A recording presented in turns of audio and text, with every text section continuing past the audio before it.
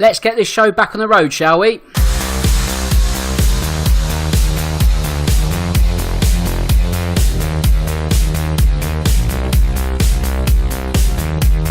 Hello and welcome to the Real Football Cast. I'm your host Dan Tracy, and in the next 60 minutes I'll once again be dissecting through all the hot topics in football.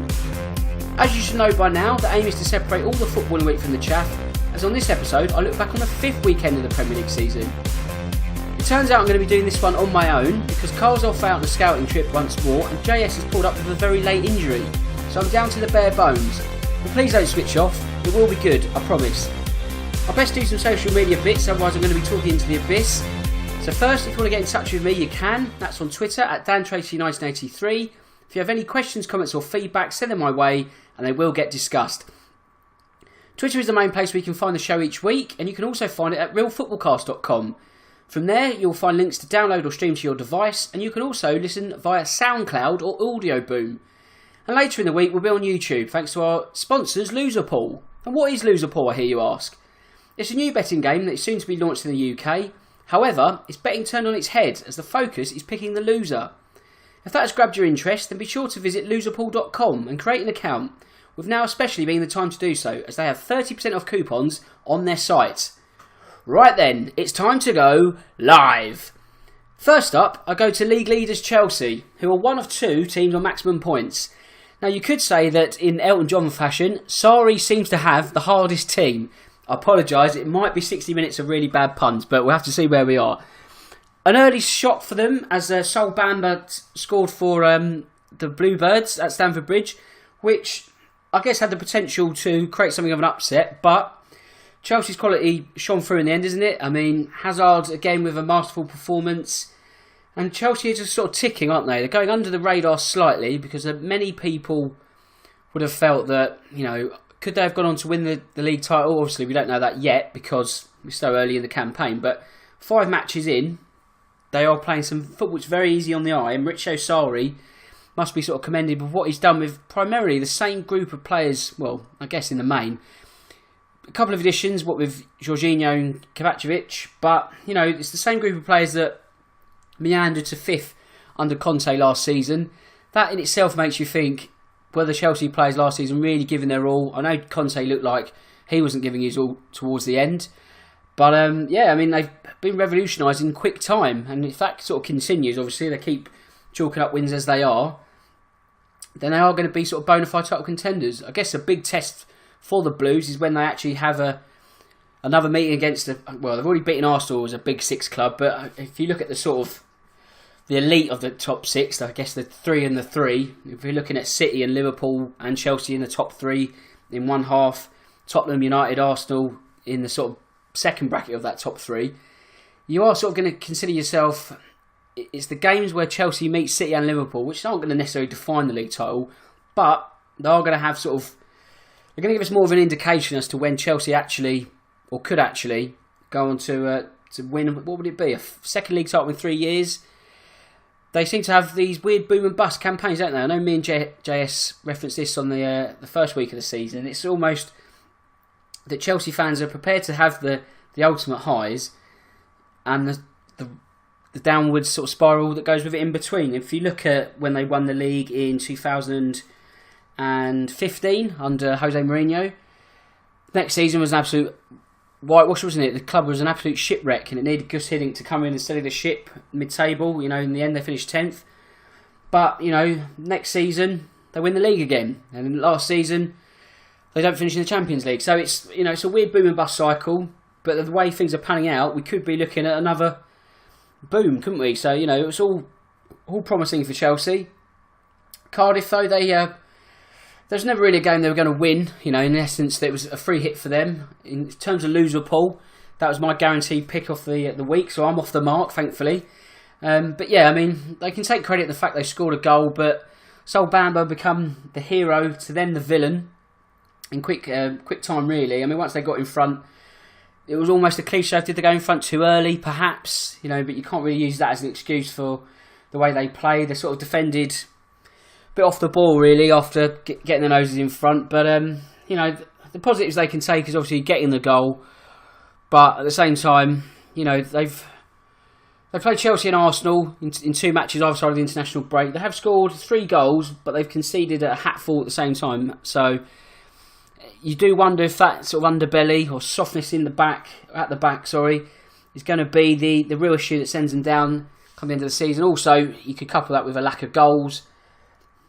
But, life goes on for Cardiff. They'll have to dust themselves off. There'll be other weeks, there'll be other opportunities to get points, but the longer this sort of goes on in search of a first win, the tough task only continues for Neil Warnock and his men.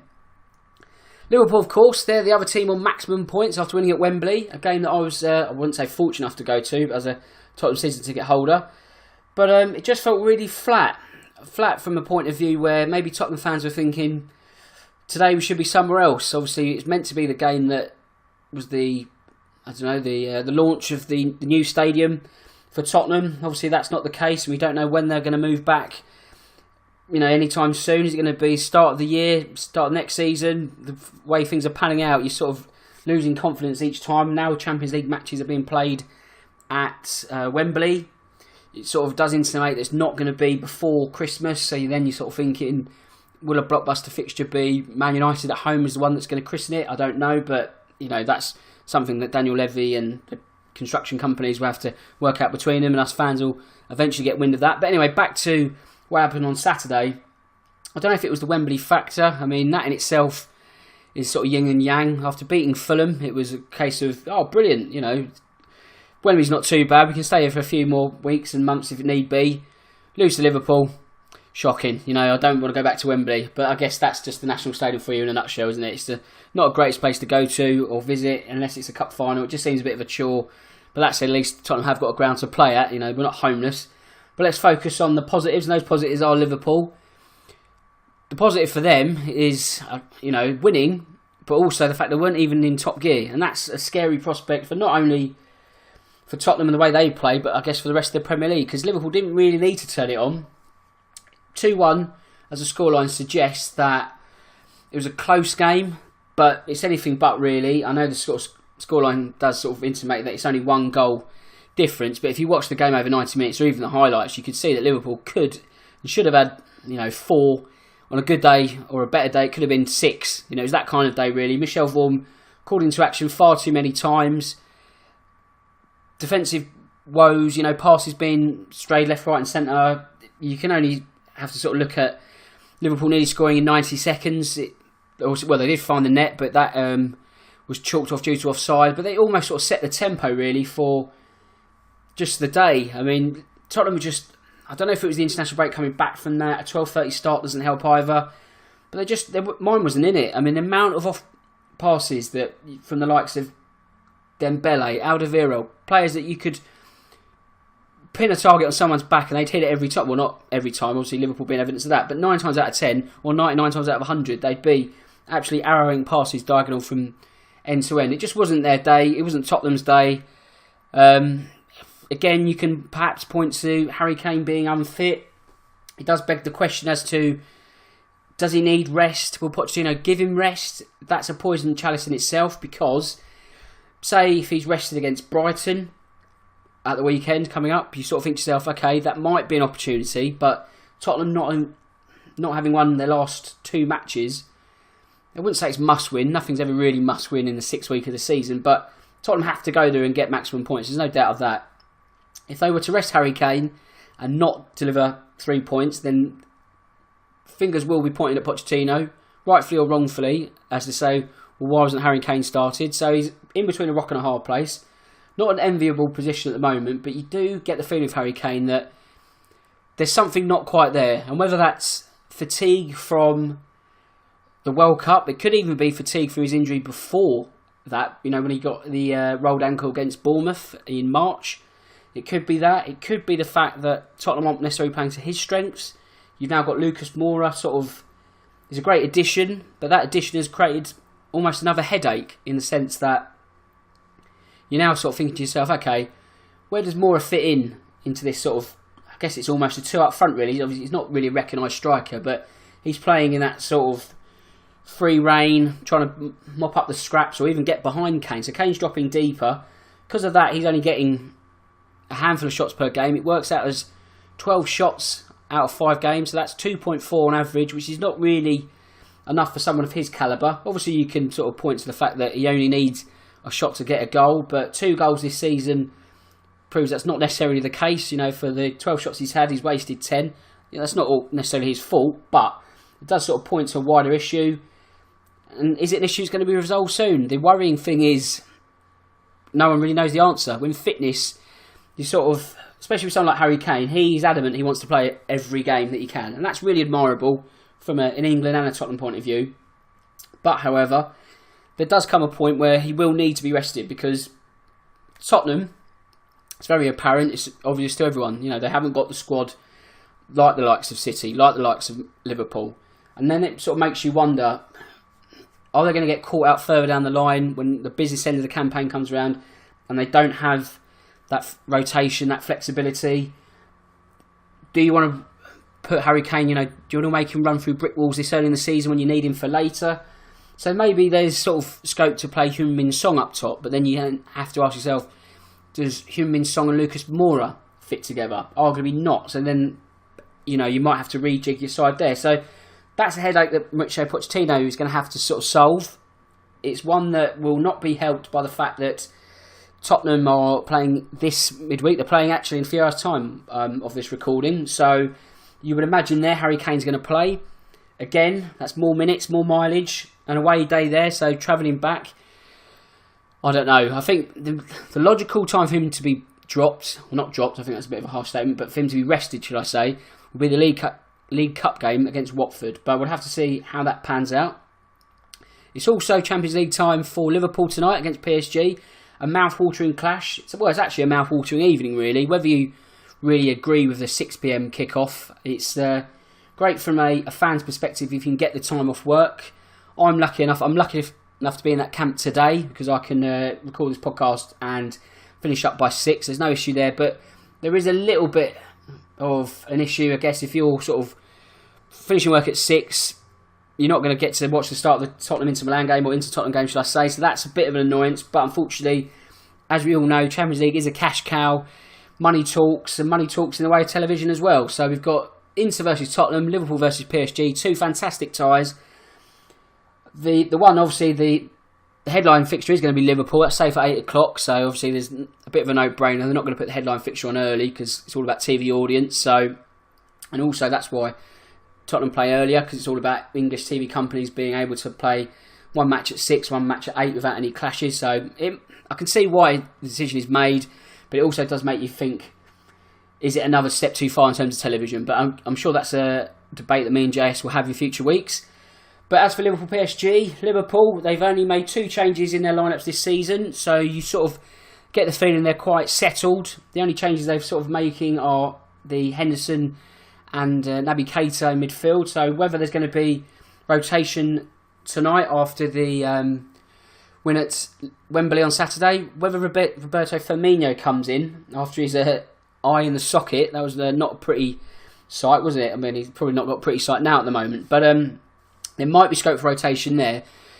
But PSG, they'll be going into this, not just this game, but this campaign, thinking, you know, is this the year we can finally win the Champions League? Like City, really, aren't they? They're sort of a money club, a money elite club that, for all the league titles and domestic silverware, they're still in pursuit of the big one. So, you know, City will be eyeing up that prize. So will PSG. PSG in the shape of Neymar and Mbappe. Many were thinking about financial fair play and whether they would be able to hang on to those 2 players. They have. Mbappe also comes into this tournament off winning the World Cup, so he's obviously one of the pinnacle of the game in terms of international football. The focus now is to go to the club game, see if he can replicate that. It probably will be once again a step too far for PSG, because you always get the feeling that they'll qualify from the group stages as per, but when they meet the first real big test in the knockouts, that's when they sort of fall by the wayside. I mean, this is a big test in itself. The test that will see who will finish top of the group, which obviously both teams will want. But at the same time, it's almost a case of, look at Tottenham last season. I don't want to keep referring to them, but look at them. They won the group after all their efforts against Real Madrid and got paired with Juventus. So it is the luck of the draw. With that said, neither team's going to be sort of thinking, how can they game the system? They're going to be wanting to get maximum points, win from the off, get a marker laid down, and sort of, start off with good momentum, because that's what it's all about in the Champions League. With such few matches to play in the group stages, you haven't really got a 38-game season to think, okay, if we don't get off to the perfect start, or an ideal start, should I say, there's still time to win that back and win points back. 6 matches, very quick, it can be over in 3 or 4, so Liverpool have got to make sure they nail this one down. They won't be too disappointed with a draw, but at home, they will be confident as well. But we'll have to see how that one pans out. We go back to the Premier League now, and we'll go across Merseyside to the Blue Half, and Everton. They fell very short at the weekend, actually, as West Ham got off the mark with their first win of the season. A much-needed win, it must be said for Manuel Pellegrini's side, as obviously no points going into that one, and obviously 2 really tough fixtures afterwards. So had they not picked up a point at Everton, the logic there would have been, well, actually, you could see them being 7 games in defeat here, and that almost might be enough for Pellegrini to get the boot. So not only has talk of Pellegrini being sacked been muted, it also means that they can look forward to the game against Chelsea at home. No, they could, well, it's going to be a test for them really, but they managed to get a win against Chelsea last season. Obviously that was under David Moyes.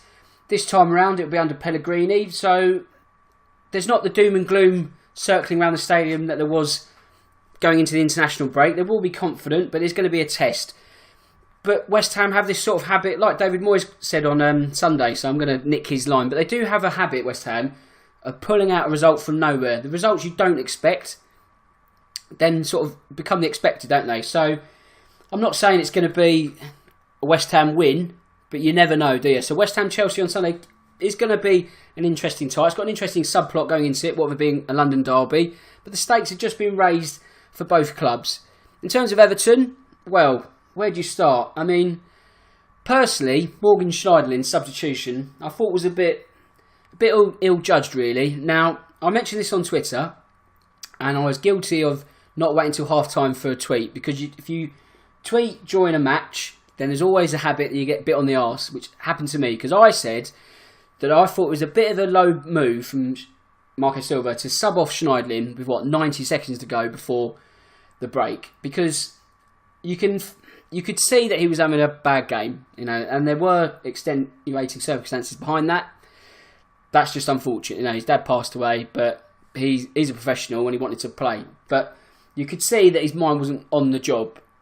So to take him off with 9 seconds to go, you think to yourself, what favours or what help is that doing to a player whose confidence and mindset is already fragile? Now, I know Everton scored, and people were then saying, well, the ends justify the means, but yes and no, because obviously the deficit was halved, but at the same time, Bernard came on, and it wasn't him who set up the goal.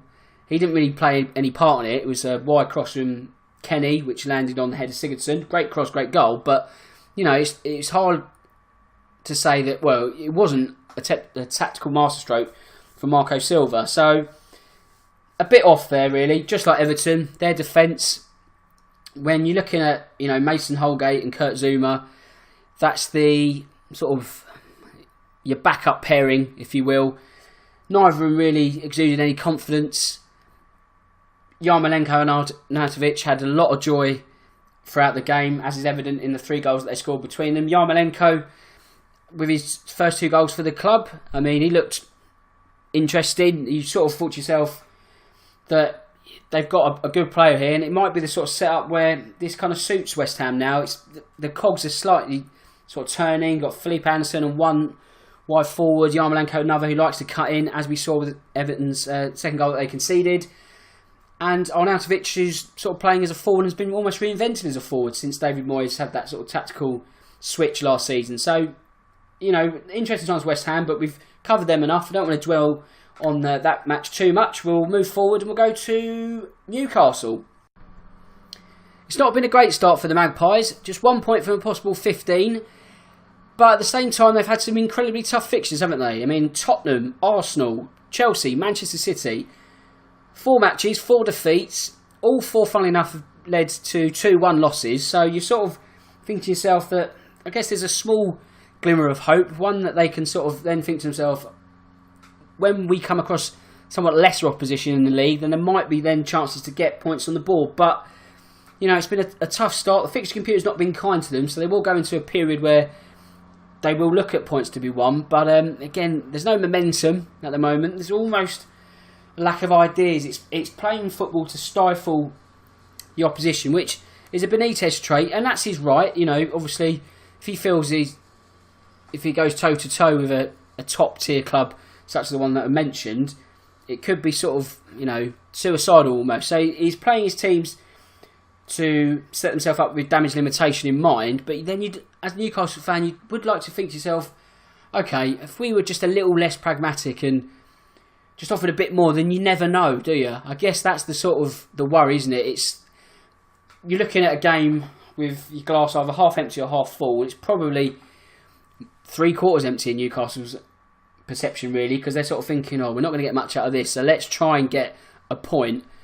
It's easy to be reckless when I'm not the manager, and I guess hindsight's also a wonderful thing, but they'll hope that the tide turns quickly. For Arsenal, the tide has turned, you must say, because after 2 defeats, they are now 3 matches unbeaten in the league, and they are on the same points as Tottenham with 9, so they'll be sort of confident that their season's kick-started, which you always got the feeling was going to be the case. Once they got Chelsea and City out of the way in those first 2 matches, that was then when the season started. It was a tough pair of matches to be given, so you sort of thought, okay, any point they could get from those 2 would be a bonus.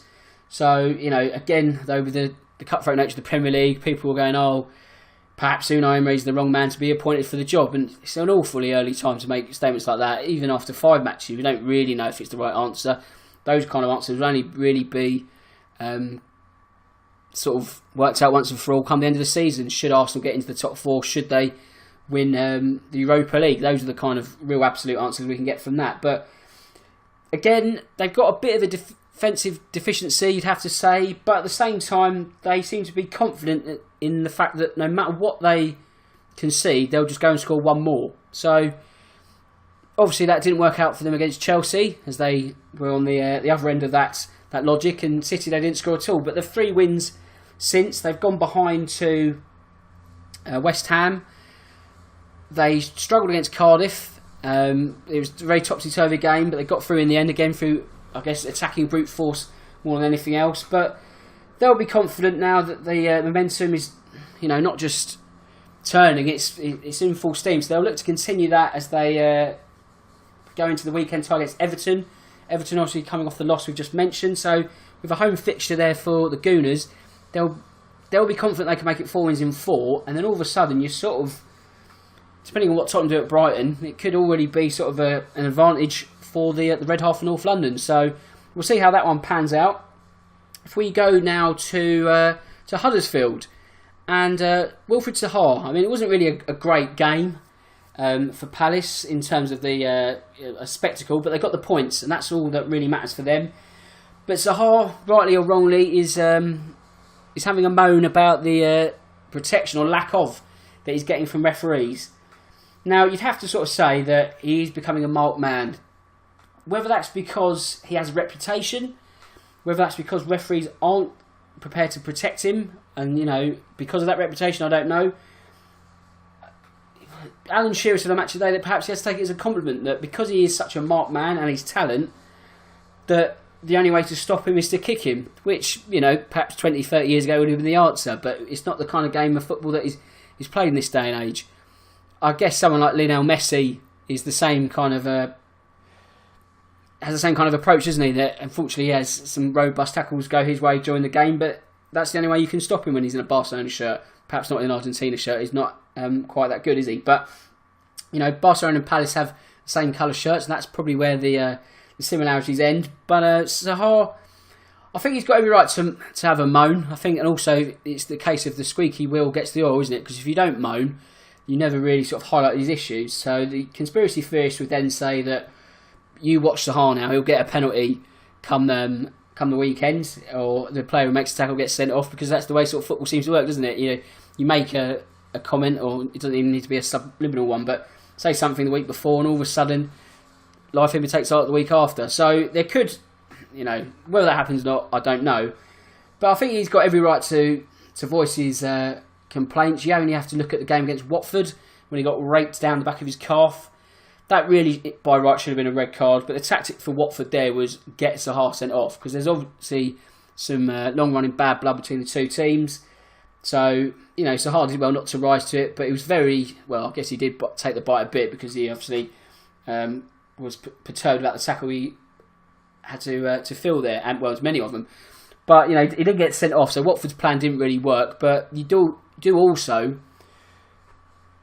run the risk as a Palace fan of worrying will he get sent off, because he got booked on Saturday against Huddersfield, more out of frustration than anything else, because after taking a robust tackle minutes before, he then sort of dished out a bit of a revenge himself. But as a footballer, you can't really do that either, because if you go in hot-headed, something might go unpunished minutes before. You go in all guns blazing, it's you just going to get the red card. So he needs to keep a clean head, really, keep a calm head, because it's only going to be Palace that are the losers, really. So he has to be careful, but we'll see how that one pans out. Southampton versus Brighton took place on Monday night. An interesting encounter. Southampton will look at that one and think, oh, that's 2 points dropped, isn't it? Because, 2-0 in the second half. Coasting, really. Great finish by Højbjerg before the break. An absolute rocket, wasn't it? He seems to have got the taste for goals all of a sudden after scoring before the international break. But a great finish from him. And then Danny Ings with a penalty. The right call after being brought down the box by Gaetan Bong. No wrong decision there from Anthony Taylor. He pointed to the spot. Southampton doubled their advantage thanks to Ings, and it's 2-0. And from there, you really should have, well, you would have thought that Southampton would have seen the game out. But credit to Brighton, as not only did they turn back the 2-goal deficit that they did against Fulham, they did it last night against Southampton. So it shows there's resilience in their team, and they're picking up points, because, especially away from home, Fulham, they probably would have had a shout of winning that one, especially after missing a penalty. But, points on the road, especially for a club of their potential Premier League position coming into the season, it's going to be vital, because your home form is obviously a big boost, but it's what you can do on the road as well, which could make or break your season. So, Brighton they'll be pleased with a point. Chris Hughton will have, he'll have reasons to moan, certainly about the first 45 minutes, because they didn't really look at it. I think Glenn Murray looked a bit too isolated at times. But a tactical switch, a bit of nuance here and there, and they looked better. They certainly did, as the point was a reference of that. So they'll be confident going into Saturday's clash against Tottenham. They've already claimed one big scout this season against Man United. This is a Tottenham team which is, will you say down their luck? I don't know. For Tottenham, it's a small crisis in that they've lost 2 matches in the Premier League. The first time that's happened since 2016, the 2015-16 season. So Brighton will be confident of causing more trouble. Don't forget also that last season, the two teams played out a 1-1 draw at the Amex. So there is, there's a reference point for Brighton to look at there. If they can sort of do the same job, they'll be confident of getting more points at home in front of their own fans. Something that Wolves did also at the weekend. They beat Burnley, which was JS's Loserpool pick. So he's on the perfect run of 2 for 2.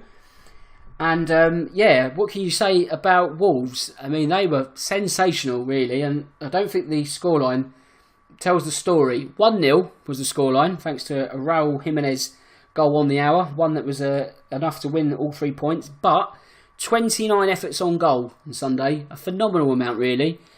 Whether that says Burnley were lacklustre, they certainly were, or whether Wolves were scintillating, probably a bit of both, maybe even just the latter, actually, because Wolves, they're really easy on the eye, the way they're playing football. They will be a test for so many clubs this season.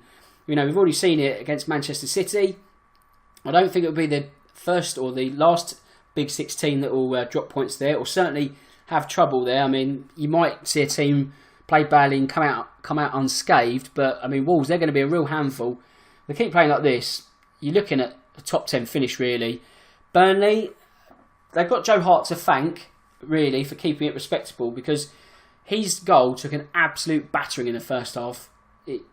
By then, it could have been 3 or 4. It could have been game over already. So to go in at half time would have given the Clarets at least some confidence. But they just look really flat, don't they?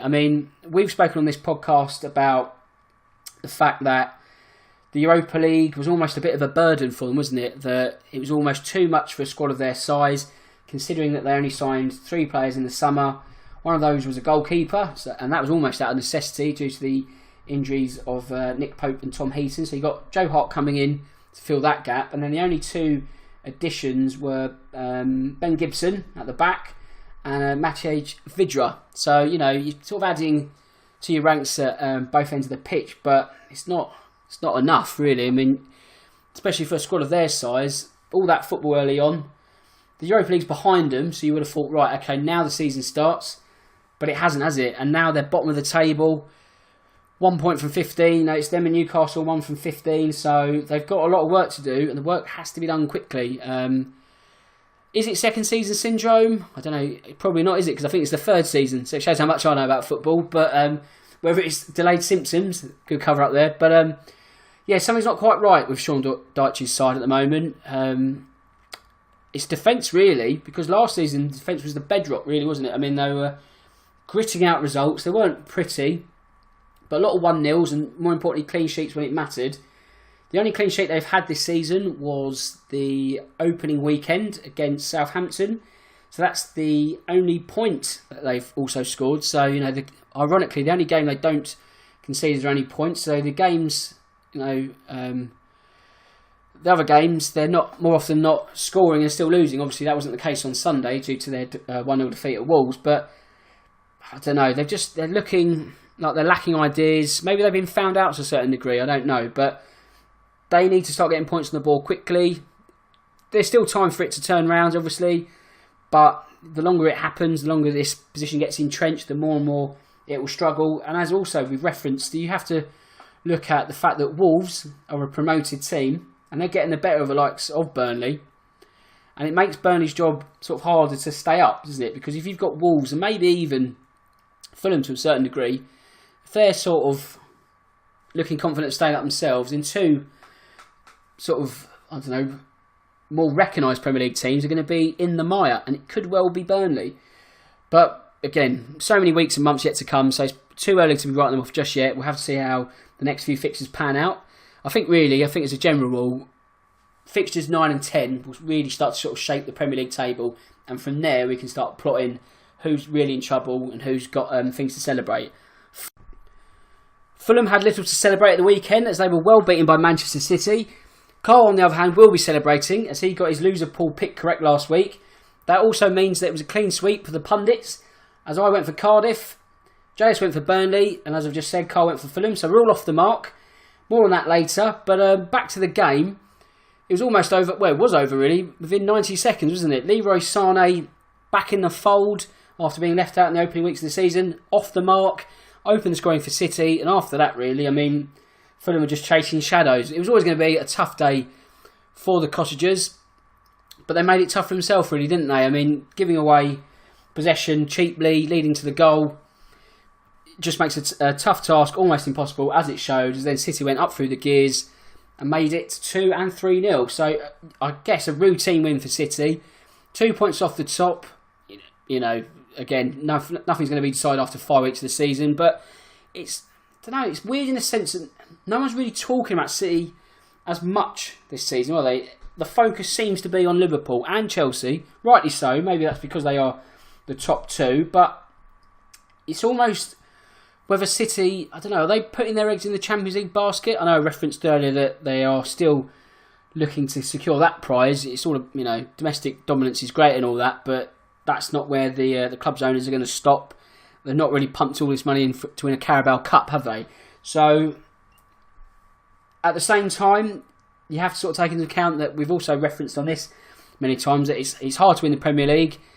It's even harder to defend it, and no team's done that since 2009 when Manchester United won their 3rd of 3 in a row. But since then, it's been alternates since.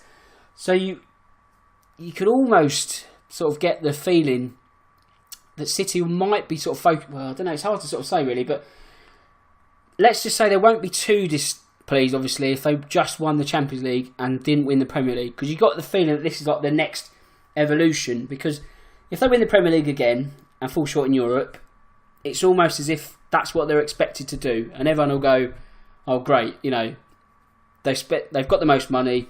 What did you expect? If they win the Champions League, people will say, well, actually, now City have rightfully joined Europe's elite. They're now at the top table. Pep Guardiola's team have truly come of age on a global sort of standing, and that sort of would crown, or perhaps be the genesis of City's real era of European dominance. But we'll have to see how that pans out. But yeah, because Guardiola himself was saying that, you're sort of lambasting the Premier League, that as if to say, he's won it already, and now it's not quite the league it's all cracked up to be. Which, it's damning praise, really. But I guess he's sort of a case of been there, done that, got the T-shirt. I want to win the Champions League again, because he didn't do it with Bayern. Obviously, he was incredibly successful with Barcelona, with titles in 2009 and 2011. But that's now 8 years without a Champions League. So for someone of his managerial stature, you do think to yourself, it is his time, really. I know Real Madrid have been having a near monopoly on all things Champions League since 2014. Well, Spanish clubs since then. Barcelona breaking up in 2015. But, maybe it is time for the Premier League to win the trophy once more. Because you have to go back to 2012 for Chelsea to win the trophy after that magical night in Munich. Not so much if you're a Spurs fan, because it got booted out the tournament for the following season, but I digress. And then 2013, Bayern Munich went one better than their defeat the year before, as they beat Borussia Dortmund in the all-German Wembley final. So since then, it's been Spain all the way. And you get the feeling, or you hope there's at least a feeling, that it's time for England to sort of pull up the ranks again, because winning continental trophies is cyclical in a sense, but the pattern has been Spain so much as of late. You've only got to look at Sevilla's run in the Europa League.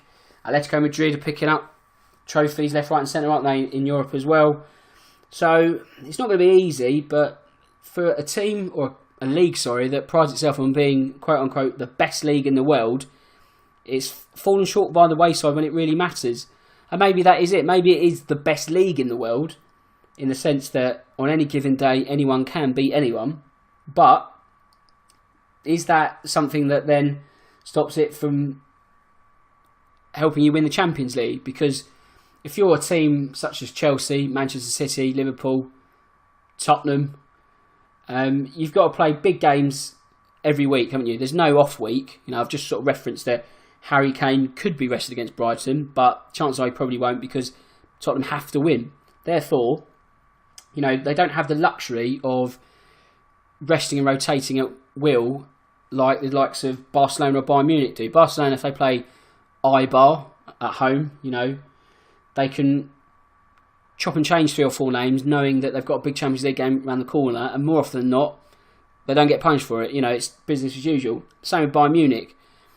If they've got Werder Bremen or Stuttgart or something like that, or Fortuna Düsseldorf, then make wholesale changes and still be cruising to victory. So those major European leagues that aren't the Premier League have the flexibility when it really matters to chop and change. I mean, I guess the Premier League have tried to identify this with the introduction of Friday night football.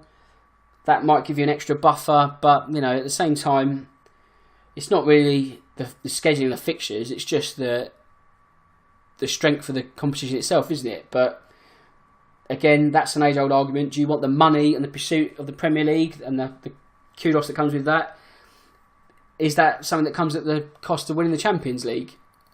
You'd have to think so, especially after the drought that the teams have had since 2012. So, I might be wrong. It might all change come this season. But, if could a team like Tottenham go all the way in the Champions League? They might look at it and think, if the Premier League's not going to happen, they might put all their eggs in the European basket. But again, these are sort of more questions you ask or answer come sort of March, April, because then you have to sort of look at the lie of the land. Look at Arsenal last season, for example.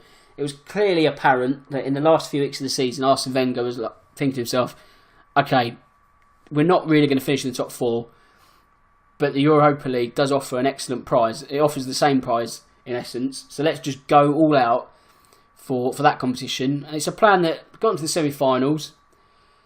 They beat AC Milan in the quarterfinals, but they fell short against the eventual winners, Atletico Madrid. So there is a smart logic in doing that. But again, you have to sort of weigh up the competitions you're in, the positions that you are currently in the league. I mean, look at Tottenham back in 2016 when they were doing their very best to catch down Leicester in the Premier League. That season saw them in the Europa League quarter-finals and they faced Borussia Dortmund. And it's fair to say that season that Pochettino sort of threw the games away, really, which is a bit frustrating because, again, hindsight is a wonderful thing, but that would have been almost the ideal opportunity to win silverware, like something really achievable, because obviously Dortmund outfoxed us over 2 legs, over 180 minutes. But at the same time, if Tottenham were full strength and it was a fair fight, then it would have been, or could have been, something completely different. And then that could have led to a trophy. But at the same time, those extra games would have had a large impact on Tottenham's race for the title, which in itself imploded. So again, this is hindsight being wonderful, because after going out the Europa League, the last few weeks it all fell apart anyway, didn't it? So, that's football for you. Focusing now on Bournemouth, they are having a flying start to the Premier League season, aren't they? A result which I guess was something of a surprise on Saturday, not in the sense that they won, but I mean, they made incredibly light work of Leicester. I know the scoreline doesn't suggest that, but after going 4-0 up, they sort of took their foot off the pedal somewhat, Bournemouth, which I guess they deserve to do after being in that comfortable position. Eddie Howe will probably have a small go at the players because, why not be professional, why not see the game out, giving up the opportunity of a clean sheet and all that. But at the same time, they're looking a really good side, and they've not made too many changes. But I think Bournemouth's always been a case of evolution rather than revolution, isn't it? It's about making subtle changes that are going to enhance the squad. Something that you'd almost wish that Tottenham had done. I've got to stop referring to Tottenham, but everything always comes back to that. But with Bournemouth, they've not blown the bank. They don't really need to. They probably don't have the money to in the sort of scale of even teams like Wolves and Fulham. Spending £100 million is not something that Bournemouth are going to do. But the money they have spent, they've spent wisely. And even those players that have been bought are still not really fixtures in the first team themselves. They're going to be sort of drip-fed into the team. So, by and large, it's pretty much the same team that you saw over the last, even sort of 3 seasons, really. They're making a really sort of good fist of it.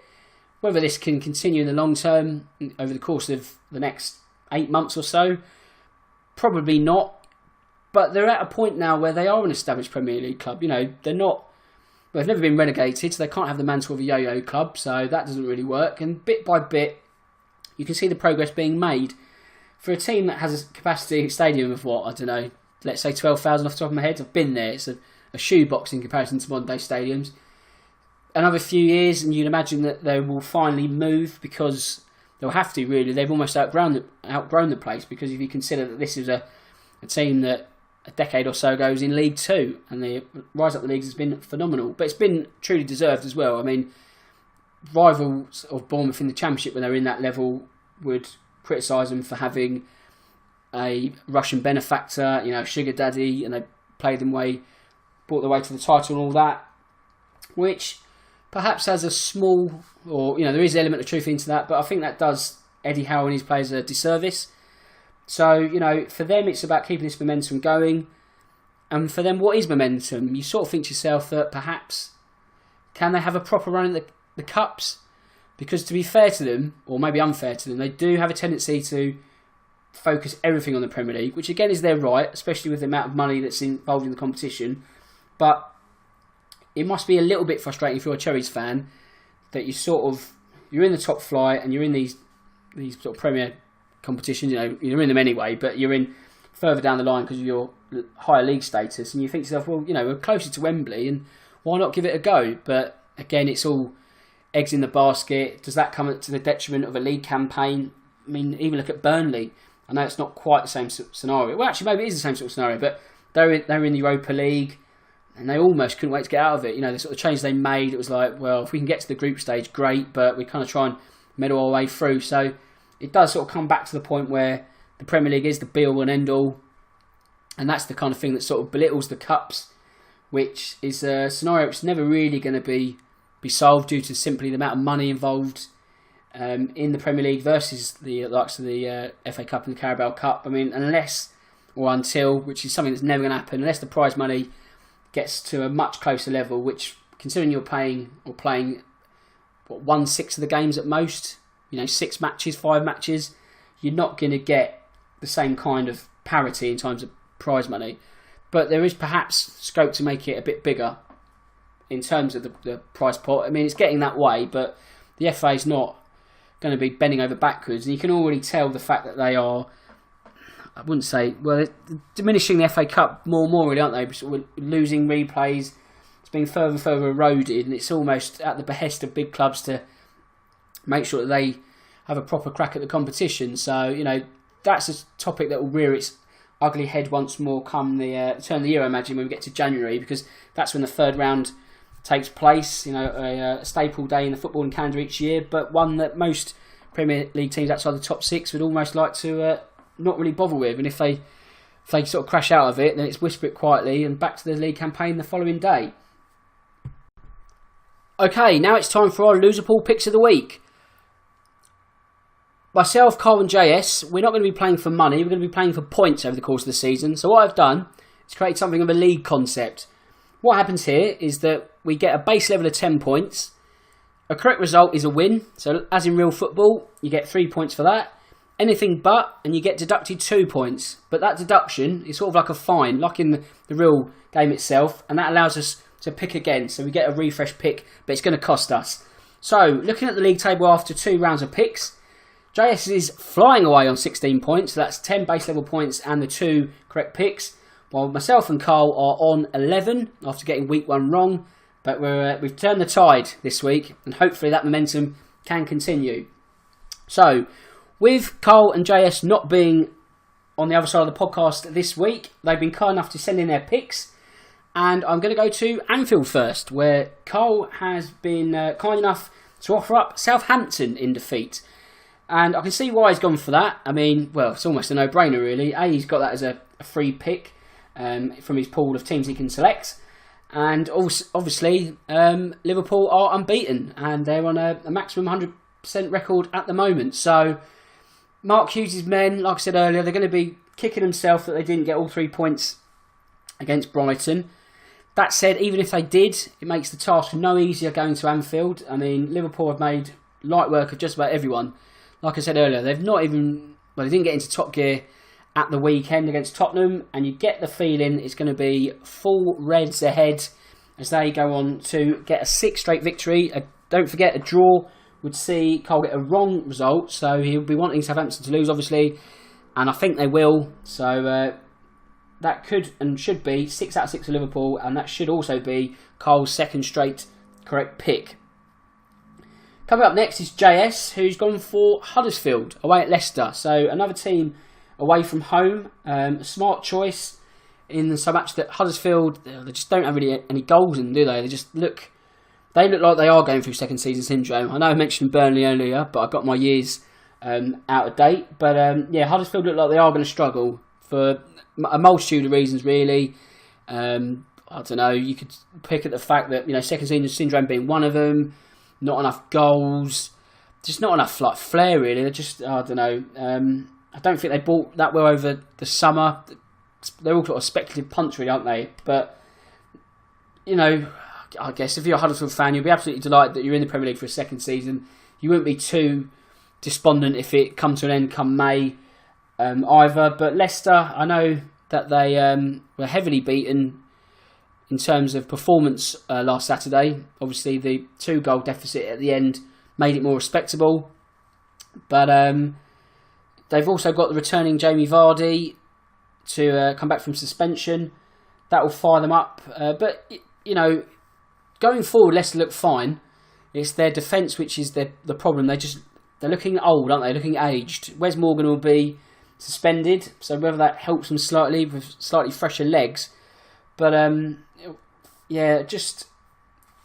they look like if anyone's got sort of pace to take them on, they may struggle. But I don't think Huddersfield are that team. So I think that JS has made a very good pick there, and that could be, like Liverpool, a perfect run for him. And I get the feeling that could be 3 for 3 for JS. And obviously, feel free to take on these tips as well if you like the sound of what we're saying, especially if JS keeps getting these right. It'd be smart to put some money on them yourselves. But I'm going to go with Everton to lose. They've got Arsenal on Sunday. Everton were below par at Goodison Park on Sunday against West Ham in front of their own fans, which is a concern. They weren't really at it, were they? Weren't at the races. Whereas Arsenal are at the races. They're galloping now after their slow start to the campaign. At home, where they seem to, say their best performances. All signs point to 4 wins for Unai Emery's men, taking on to 12 points for the season. A win for me would take me on to 14 points and trying to reduce the gap on JS. But I think if results go his way, he'll be flying. So, yeah, I think Everton, I don't know, Marco Silva, people call him a bit of a snake oil salesman, which is perhaps a bit unfair. But is he someone who just talks a good game? And is he being sort of found out? He got off to a good start, but it didn't work against West Ham. He's going to have to find the recipe or the magic elixir to get the better of the Gunners, because they are going to struggle if it all clicks for Arsenal. But maybe they can find Arsenal's defensive plight once again. So we'll see how that one pans out. But I'm confident, and it pains me to say, even as a Tottenham fan, that Arsenal will go on and win that one. So just to reiterate our picks, Cole has gone for Southampton away at Liverpool. JS has gone for Huddersfield away at Leicester. And I have gone for Everton away at Arsenal. So an away clean sweep of our hopefully guaranteed losers. And that are our Loserpool picks of the week. Okay, time for the first women's football segment of the season. Now, I don't do these often or at all, but I feel I have to after this one. Now, I'm not a misogynist. I just want to get that clear. If there are any female listeners out there, I do apologise, but this has to be said. Now, women's football, I've not got an issue with that. That's not really the point of this comment. But Benfica's women's team have just started up a new side.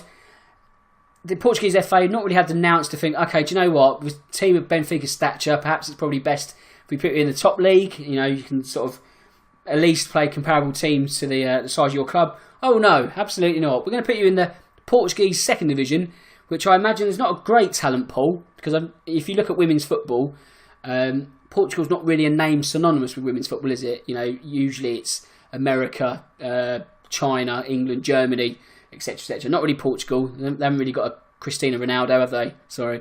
But Benfica, okay, they've thrown into the Portuguese second division. Their opening game, they win a comfortable 28-0. And you're just thinking, Jesus, what is the point? What is the point for them as a club? What is the point for the competition? What is the point for the opposition? They're just going to be absolutely demoralised. No doubt Benfica have got a professional lineup. These Portuguese team that they played, I apologise, I don't have the name. I've not done that much research. But, they're not professionals. It'll just be a part-time gig. And they've got absolutely trounced. So, in hindsight, they probably would have been better putting in the top league. Something that will be no doubt rectified by themselves next season as they'll gallop to promotion. At the same time, though, staying on women's football, a similar thing happened the other week, didn't it, with Manchester United's women's team. So the might of big business or big clubs is certainly evident, because they won 12-0 against Aston Villa, not the men's team, although that would have been not too unsurprising either, the way Villa were playing this season. But it almost sort of makes you think that is women's football going the same way as men's football, in the fact that it's great that there's money getting into the game, because it's a long time coming, and the momentum in women's football is ever expanding, it's ever growing, and that's good to see. But it's almost life imitating art, in the sense that the big men's clubs now feel they have to have a women's division, which is, absolutely their right to do so. And this is something that Man United got pulled up on quite a lot in the past, because they didn't actually have a women's team. So they've seen the error of their ways, as it were, and have now developed one. But again, United don't do things by half, do they? Except perhaps appointing managers after Alex Ferguson. But if they're going to do a women's team, they're going to do it absolutely to the best of their ability. So from the start, it's all professional. They're in the Championship, which is England's second tier, as in the men's game. But the women's setup is slightly different, so you have to apply for a licence, so there's no natural promotion and relegation. So that in itself begs questions of why not put Man United in the top tier. But I guess there is a sense that they need to prove themselves, but they certainly have done that. I guess also at the same time, if they parachuted straight into the top league, the Women's Super League, that will put at least a club or two's noses out of joints because someone would have to make way. So there's an element of fairness in it, but at the same time, there needs to be an element of pragmatism because, you know, if they're rolling over a team like Aston Villa, who I guess they're not professional, but they're probably, you know, they're an established women's team, let's be honest, 12-0. I mean, what does that say for the rest of the season? It says that eventually they'll be in the top flight as well. So I guess that's something the women's football will have to get their head around. But I guess it's because it's like an ever-changing landscape. It's almost like rugby league, isn't it? It's always trying to find its feet and reinvent itself because they don't quite know what the best format is. Same with rugby union. I think it's always trying to find an identity which fits in alongside football or tries to compete with football. And I think sometimes you need to think, don't compete with it, find your own identity and stop sort of rejigging or trying to reinvent the wheel every couple of years. That's probably the only women's football segment you're going to get this season, unless there's another ludicrous story like that in the offing sometime soon. But I'm probably going to wrap it up there because my voice is getting a bit hoarse and you're probably getting sick of the sound of just me. But if you've got this far, I really appreciate you listening to me because it's been a bit of a slog doing this one, but quite challenging at the same time. Interesting, life-affirming, if you will. But just time to do a bit of admin. As always, like I said earlier, if you want to tweet me with any questions or comments, you can at DanTracy1983. Feedback is always welcome. Big thanks to everyone who got involved with my football things in the bin tweet the other day. An absolutely astonishing response. The best tweet I've ever done in terms of response. About 5,000 likes. So absolutely mind-blowing and nearly 1,000 odd comments. So what I'm thinking of doing come the international break or, you know, throughout the season, maybe mix it up, is some special episodes where we just moan about things we hate in football. Because that's probably the way it's going, isn't it? People love analysis, but they love moaning more. So there'll be scope for that, don't worry. Probably, like I say, in the international break, because that's a natural fit. And it also gives me an excuse to bang out some more content. So look forward to that. And with that said, my name's Dan Tracy. This is the Real Football Cast in association with Loserpool. And until next time, goodbye.